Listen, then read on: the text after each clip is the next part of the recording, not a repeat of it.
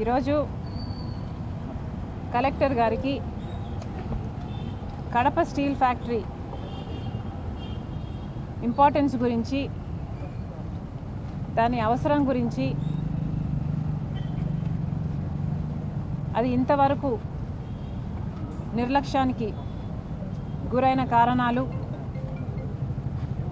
ఈ రోజుటికైనా దాన్ని పూర్తి చేయాల్సిన అవసరాన్ని ఇవన్నీ కలెక్టర్ గారికి వివరించడం జరిగింది. 6 నెలలు ఎలక్షన్లకు ఉంది అన్న సమయంలో చంద్రబాబు గారు కడప స్టీల్ ఫ్యాక్టరీకి శంకుస్థాపన చేశారు. చంద్రబాబు గారు ఓడిపోవడం జరిగింది, జగన్మోహన్ రెడ్డి గారు ముఖ్యమంత్రి కావడం జరిగింది. ముఖ్యమంత్రి అయిన 6 నెలలకు జగన్మోహన్ రెడ్డి గారు కడప స్టీల్ ఫ్యాక్టరీకి ఇంతకు ముందు చేసిన శంకుస్థాపనలన్నీ కాదని మళ్ళీ శంకుస్థాపన చేశాడు జగన్మోహన్ రెడ్డి గారు. ఆ రోజు జగన్మోహన్ రెడ్డి గారు పెద్ద పెద్ద మాటలు చెప్పాడు.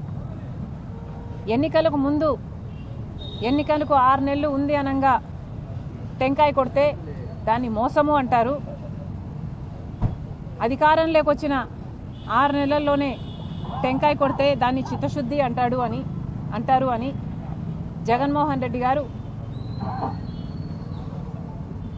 పెద్ద పెద్ద మాటలు చెప్పారు. జమ్మలమడుగులో తాను పుట్టాను అన్నారు.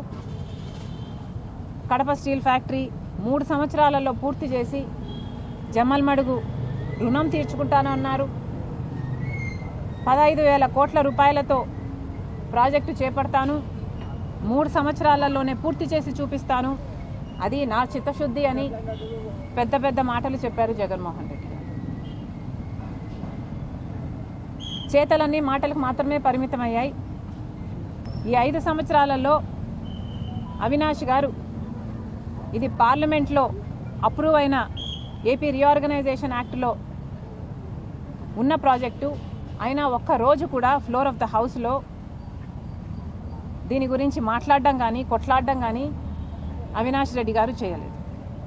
తర్వాత సజ్జన్ జిందాల్ గారు జగన్మోహన్ రెడ్డి గారికి తరచూ కలవడం, రావడం, తాడేపల్లి ఆయన ఇంటికి వెళ్ళడం, ఇవన్నీ చూస్తుంటే నిజంగానే జగన్మోహన్ రెడ్డి గారికి, జిందాల్ గారికి చిత్తశుద్ధి ఉంది స్టీల్ ప్లాంట్ పట్ల. ఇక వేగంగా స్టీల్ ప్లాంట్ కట్టేస్తారు, పూర్తయిపోతుంది అని అందరం అనుకున్నాం. కానీ అసలు విషయం జిందాల్ గారు, జగన్ గారు ఇద్దరూ కలిసి కాదంబరి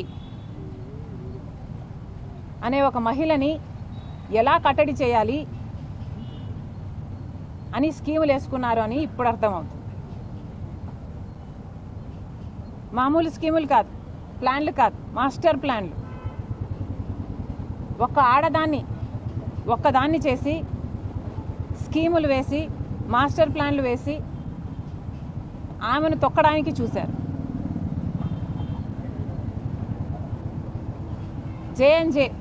జే స్క్వేర్ బుర్రలు పెట్టారు. జగన్ గారు, జిందాలు బుర్రలు పెట్టి ఒక్క మహిళని అడ్డుకోవడానికి, ఎదుర్కోవడానికి అన్ని స్కీములు వేసి దాన్ని ఎలా ఆచరణలో పెట్టారో ప్రజలందరూ చూశారు. మీకున్న బుర్రలు, మీకున్న మెదడు, మీ స్కీమ్లు అన్నీ కడప స్టీల్ ఫ్యాక్టరీ కోసం పెట్టునుంటే కనీసం కడప స్టీల్ ఫ్యాక్టరీ పూర్తయిపోవు నీ పాటి. అమ్మ, మేము ఎంక్వైరీ చేస్తే ఇది ఒక ఫేక్ న్యూస్ మాత్రమే అని, కెమెరాలు లేవు అని మాకు అర్థమైన విషయం. నిజంగానే కెమెరాలు లేవా, ఇది ఫేక్ న్యూసా అని మేము మల్టిపుల్ సోర్సెస్ నుంచి తెలుసుకోవడం జరిగింది.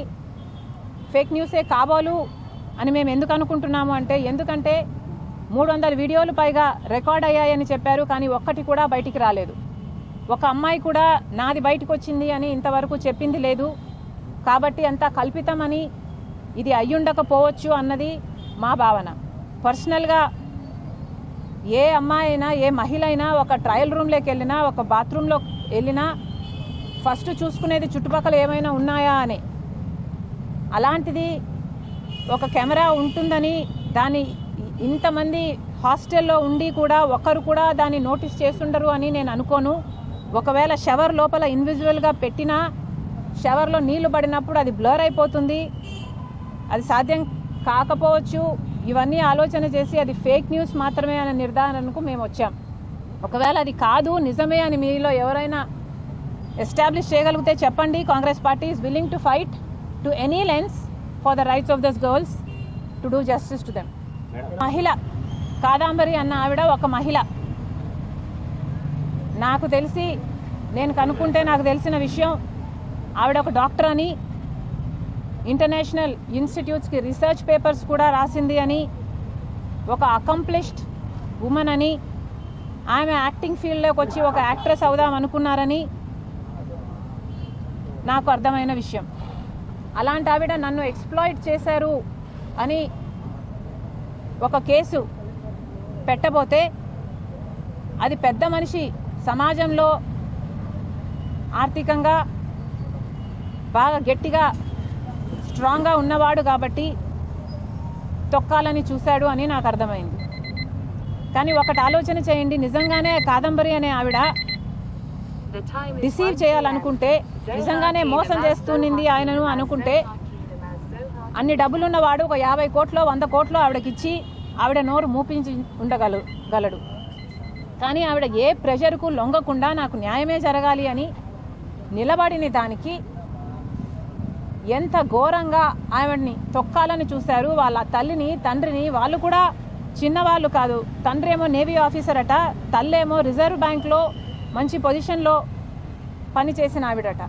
అలాంటి వాళ్ళని కూడా జైల్లో పెట్టి, ఈమెను కూడా జైల్లో పెట్టి ఎంత దారుణంగా వీళ్ళ పవర్ను దుర్వినియోగం చేసి ఐఏఎస్ ఆఫీసర్లతో సైతం 15 మందో 20 మందో ప్లెయిన్లో వెళ్ళి హుటాహుటిన ఆమెను తీసుకొచ్చి అరెస్ట్ చేయడం అన్నది ఇది అన్యాయమే కాదు, ఇది వికెడ్, ఇది క్రూవల్.